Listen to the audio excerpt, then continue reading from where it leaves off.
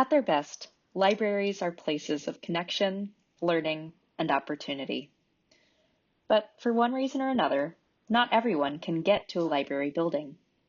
For people without access to reliable transportation, seniors and other individuals with mobility challenges, or communities without nearby branches, proximity can mean the difference between access and exclusion. Mobile and pop-up libraries seek to facilitate access for all by bringing the library to the people. Over recent decades, many library systems have expanded their use of bookmobiles to reach patrons in underserved areas. However, mobile libraries are nothing new. Their history in the United States dates back to the 19th century. In 1892, the first traveling libraries set out to provide services to rural residents of New York State. These traveling libraries consisted of mobile collections ranging from 30 to 100 books that rotated every 6 months. These collections were located in stores or post offices and were tended to by volunteers. Other states soon followed suit. Michigan launched a traveling library program in 1895, and Iowa and Wisconsin began similar programs in 1896. The first American book wagon rolled out in 1905 from the Washington County Free Library in Maryland. Librarian Mary Lemist Titcomb believed that if people couldn't come to the library should go to them. And a quarter century later, during the Great Depression, pack horse librarians provided library services to residents of impoverished rural Kentucky as part of the New Deal. Mobile libraries continue to have an outsized impact on the people they serve. Mobile library service serves residents of St. Paul who are facing some kind of barrier to reaching a brick and mortar library.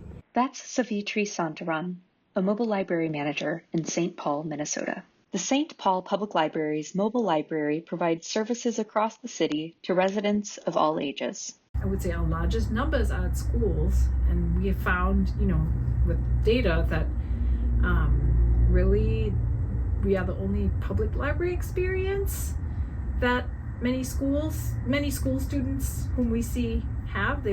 This is it, and they take it with them. Older adult facilities too, a lot of times that transportation is either an issue or there are physical constraints, so not everybody has family or volunteers to help them get library materials. In addition to lending books, mobile libraries like St. Paul's have sought to improve access to the internet by lending Wi-Fi hotspots or by using the bookmobile itself as a source for Wi-Fi, a critical mission in today's digital age where major gaps in access persist. According to the National Telecommunications and Information Administration, nearly 1 in 5 U.S. households aren't connected to the internet. Mobile libraries also offer the same services as those found in a brick-and-mortar library, such as a sense of community, programming, and even personalized book recommendations. Almost every patron we know likes recommendations. It's this kind of direct, interpersonal connection that makes mobile libraries such an effective avenue for library advocacy. We've learned that successful advocacy begins with visibility and emotion. The OCLC awareness to funding model shows that when people see a library's impact, they're more likely to support it. And, as Santaran says, the mobile library is really advertising on wheels, right? We're like a moving billboard. Every bookmobile, every outdoor pop-up, every smiling patron, these are advocacy moments in motion. From rural towns to suburban parking lots to city streets, these outreach programs meet people where they are, telling our communities that libraries don't wait for people to come to them. They show up first.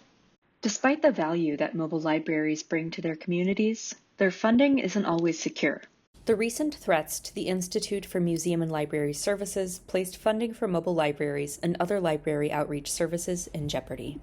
Libraries are also facing potential cuts to government funding for Wi-Fi hotspots, which could impact the services that mobile libraries are able to provide. Despite these challenges, there are steps you can take to support mobile libraries in your community. Each year, the American Library Association organizes a National Library Outreach Day to raise awareness of the positive impacts of mobile and pop-up libraries. You can participate by writing to your elected officials, sharing to your social media pages, and even thanking your local outreach librarian.